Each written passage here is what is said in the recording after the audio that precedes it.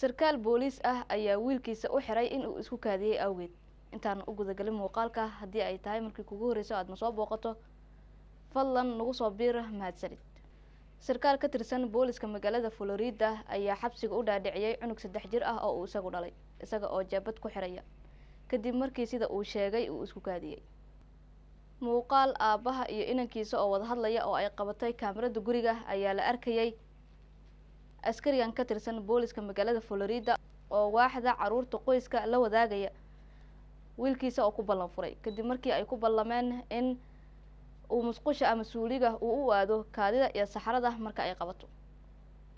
sidaas daraadeedna lagu fulinayo xeerka u degan guriga oo ah in uu maxbuus ku noqdo guriga oo gacmaha jeebad looga dhufto. sarkaalkan waxa uu sheegay in markii wiilkiisa uu u adkeysan waayay xariga iyo xurriyadda oo laga qaaday uu ballan qaaday in uu samar dambe isku kaadin doonin.